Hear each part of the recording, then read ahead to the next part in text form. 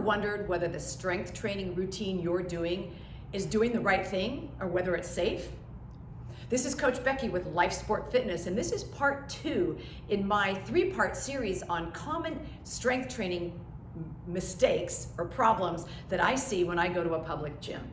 Yesterday I gave you 2, today I'm back with more. And one of the strength training mistakes I see is when an individual does all isolation moves, meaning they're trying to hit that muscle like a concentration curl or a triceps kickback. There's nothing wrong with those 2 exercises, great exercises. But here's the thing, if you always work muscles in isolation, you're missing a really big part of strength training, which is becoming more functional in how you move.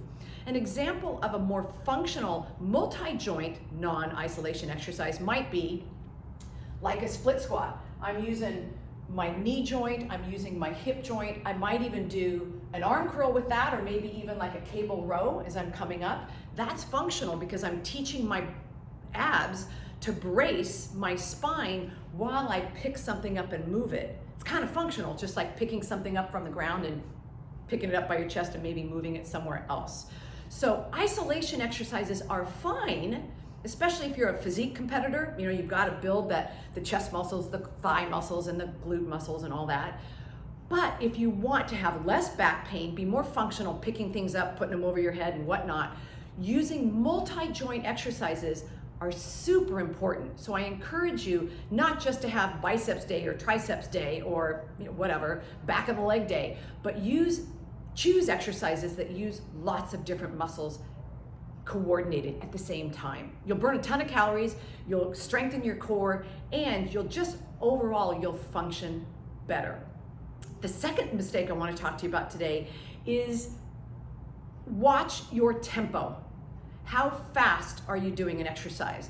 There's nothing wrong with doing something quickly, but if you start to use momentum, right?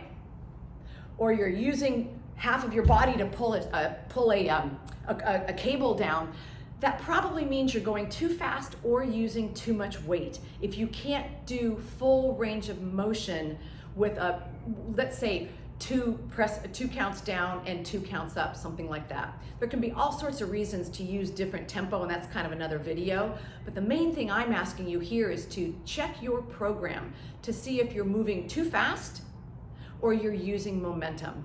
Obviously with some exercises, like if you're doing a push press or a kettlebell swing, we need to use momentum. But I often see people using machines at the gym using momentum. They're doing a lat pull down with a bar and they're kind of popping up and using their body to pull down. And they're not getting as much work on the back muscle. So check your program to see what your tempo looks like. You might need to slow it down a little bit. And are you using momentum to push or pull a weight that quite honestly is too heavy for you? So those are my 2 mistakes for you to take a look at today. And I have a question for you. Comment below and let me know, have you changed something like slowing down your tempo or choosing multi-joint exercises as opposed to all isolation exercises? And if you have you found a different result?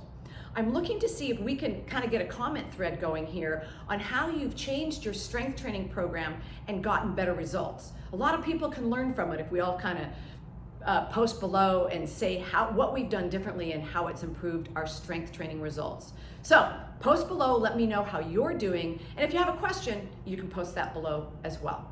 This is Coach Becky with 2 more exercise mistakes I commonly see in the gyms, and I hope you're not doing them and that you've learned from this video. Make it a great day.